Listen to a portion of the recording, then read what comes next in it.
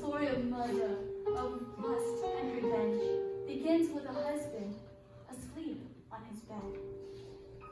The king, unsuspecting, has fallen asleep, his queen in the background, observing the scene. Her partner in crime gently sneaks in the room. His mission is murder, and poison is tool.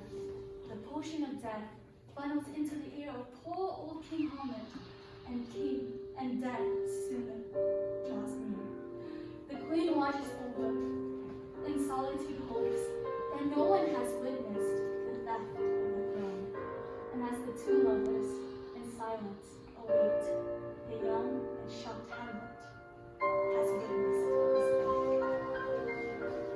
Numbers 32:28. But if ye will not do so, behold, the host of the answer, and your sin will find you out, the sin of deceit and lust.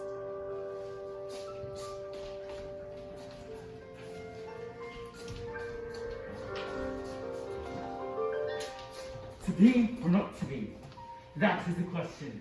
Whether it is nobler in the mind to suffer the slings and arrows of outrageous fortune, or to take arms against the sea of troubles, and by opposing in them.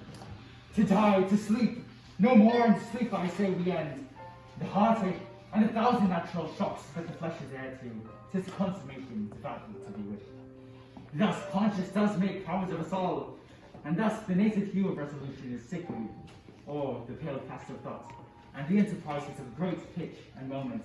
With this regard, the crimes turn around and lose the name. The air bites shrewdly. It is very cold. It is a nipping wind. But oh no, I think it lacks some flight. the king doth wait tonight, and takes his vow. My father! Methinks I see my father! Where, my lord? In my mind's eye, Horatio. My lord, I think I saw him yesterday. So who? My lord, the king, your father. The king, my father? Look, my lord, here it comes. Oh, angels and ministers of grace defend us! Be thou spirits of hell from above and towns, bring me the heirs from heaven or blast from hell. Be their intents wicked or charitable, thou comest in such a questionable shape that I will speak to thee. I'll call thee Hamlet, King, Father, Royal Dame. Oh, answer me! My hour is almost come, when I surplus of tormenting flames must render up myself. Alas, poor ghost! Pity me not, but lend thy serious hearing to what I shall unfold. Speak, I am bound to hear. So thou art to revenge when thou shalt hear, I am thy father's spirit, doomed for a certain turn to walk the night, and for the day confined in the first fires of hell.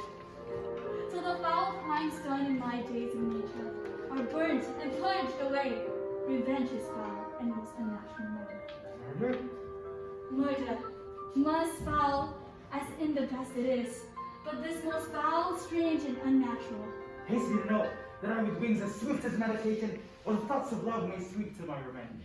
I find thee apt, and duller shouldst thou be than the thatched weed that rots itself in ease live raw. Wouldst thou not stir in this? Now, Hamlet, here! 'Tis given out that sleeping in my orchard, a serpent stung me, so the whole ear of Denmark is by a forged process of my death ranked abused. But know, thou noble youth, the serpent that did sting thy father's life now wears his crown. Oh, my prophetic soul! I, that adulterate beast, with witchcraft of his wits, with treacherous gifts, O wicked wits and gifts that have the power so to seduce, one to the shape of lust, the will of my most seeming virtuous queen. Whosoever thou pursuest this act, taint not thy mind, nor let thy soul contrive against thy mother aunt. Leave her to heaven, and to those thorns that in her bosom lodge to prick and sting her. Fare thee well at once. Adieu, adieu. Remember me. Oh, it is adieu. Adieu. Remember me. I sworn it. My lord, heaven, secure him. So be it. Tell it, good my lord, tell it. No, you will reveal it. Not I, my lord, by heaven. How say you that, when heart of men think but truly secret? I, my lord, by heaven. These are my God and willing words, my lord. I'm sorry to offend you heartily. There is no offense, sir. Yes, by St. Patrick there is a ratio, and a great offense too. Give me one poor request. What is it, Camille? Never make known of the things you have seen tonight. Upon my soul. Propose the oath, Camille. Now, could I drink hot blood, and do such bitter business as the day would quake to look on? Then we be cruel, not unnatural. I will speak with daggers to her, but use none.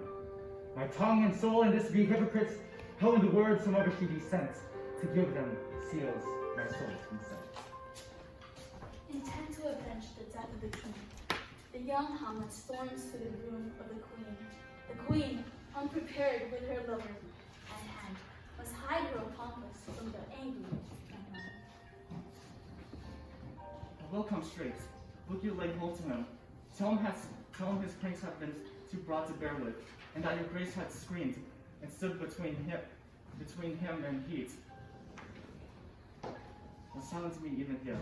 Pray you be round with him. Murder! Murder! Murder! I warn you, fear me not. Withdraw, I am coming. Mother, you have my father much offended. Why? How now, Hamlet? Have you forgot me? What have I done that thou darest wag thy tongue? It noise so rude against me. Come and sit you down. You shall not budge. You go not till I set you up a glass where you may see the inmost part of me. What wilt thou do? Thou wilt not murder me. Such an act that blurs the grace and blush of modesty, calls virtue hypocrite, takes off the rose from the fair forehead of an innocent love, and sets a blister there, makes marriage vows as false as dice as those, yea, the solidity and compound mass with crystal visitors against the doom is thought sick at the act. I mean, what heart? Thou roars so loud and thunders in the index. Frailty, thy name is woman. Oh, Hamlet, speak no more. Thou turns my eyes into my very soul, and there I see such black and grained spots as will not leave the taint. Nay, but to live in the tank sweat of an enseamed bed, stewed in corruption, honeying and making love over the nasty sty. Oh, speak to me no more. These words like daggers enter into my ear. No more, sweet Hamlet. Murderer and a villain, a slave that is not 20th part of the tide of your precedent, Lord, a vice of kings, a conquest of the empire and the rule, that from the shelf the precious diadem stole and put it in his pocket. No more! No, mother, what's the matter? What's the matter now? What wilt thou do? Bloody villain, remorseless, treacherous villain, all vengeance!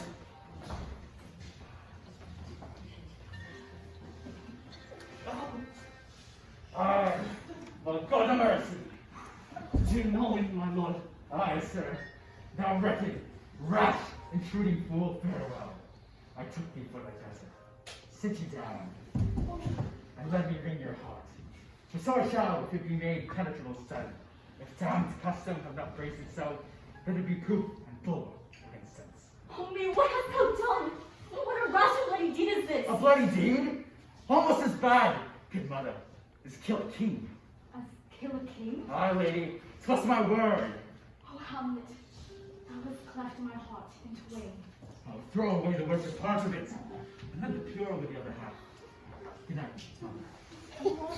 Young Hamlet, left in a killed out of rage, for violence breeds violence. This was his mistake. The death of Polonius would not be the end, but breed a new foe from a man once called wrath. Romans 12:19. Dearly beloved, avenge not yourselves, but rather give place unto wrath, for it is written, vengeance is mine, saith the Lord. Sin of murder and revenge. Once more, a young man hears the tragic news. Your father is dead. There's naught we can do. Laertes discovers the man who's accused, and quickly decides what now he must do. Where is my father? Where is my father? How came he dead? I'll not be juggled with. Let come what comes. Only I'll be revenged most thoroughly for my father. But my revenge will come. It wounds the very sickness in my heart, that I shall live and tell him to his teeth, thus didst thou. I know him well. He is the brooch indeed, and gem of all the nation. To cut his throat in church. And for that purpose, I'll anoint my sword.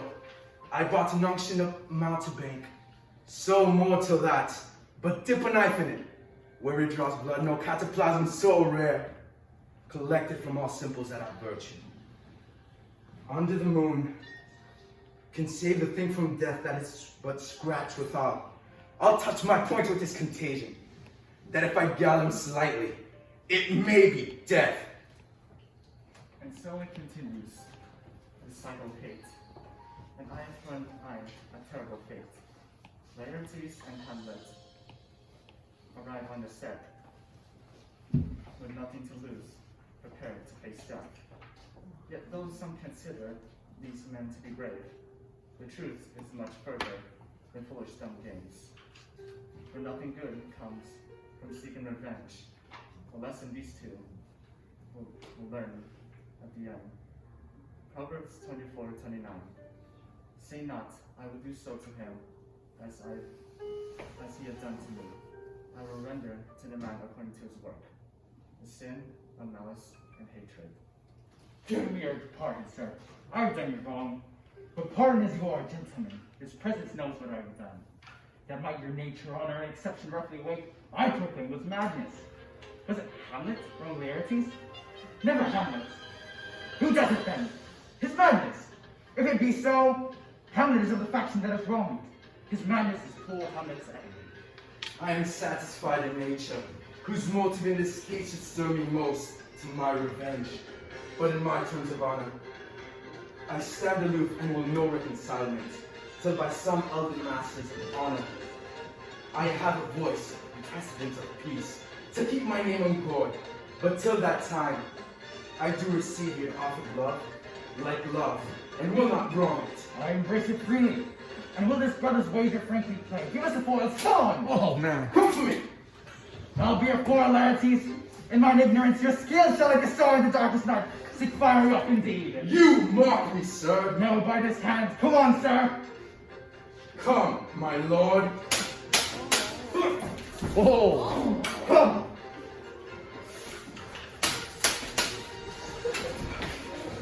Well, Will again. another hit. A What say you? A touch, I do confess. Come for the third, Laertes. You do but dally. I pray you pass with your best violence. I'm afraid you make a wanton of me. Say you so? Come on! How about you now?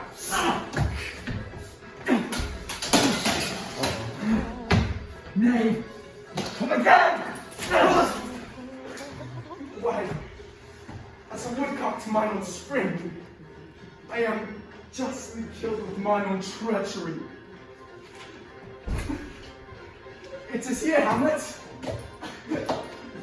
Thou art slain. No medicine in the world can do thee good. In thee, there is not half an hour of life. The treacherous instrument is in thy hand, unbattered and envenomed. Exchange forgiveness with me, noble Hamlet. Mine and my father's death come not upon thee, nor thine on mine. The foul practice hath turned itself on me. Lo, here I lie, never to rise again. I follow thee. Oh, I'm dead, Horatio.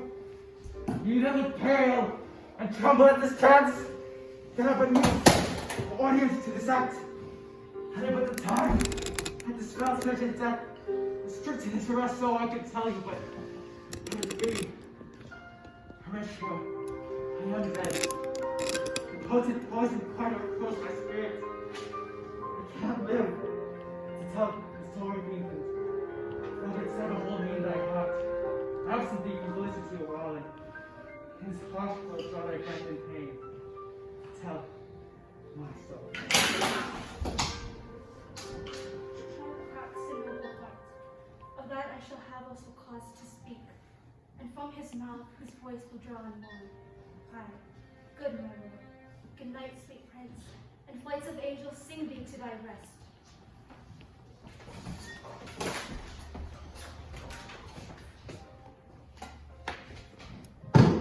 So Hamlet, Laertes, sides of a coin. Couples send each other with fathers to join. These young men have wasted a future of hope because of the grudges that both of them hold. So let it be known that there is a choice to act out of hatred or follow the Lord.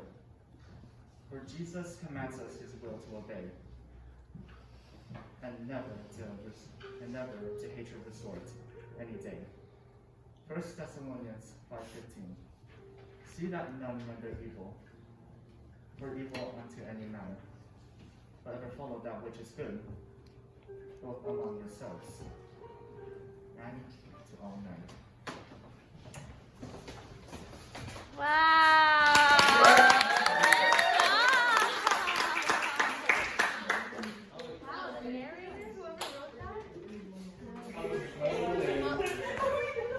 Oh.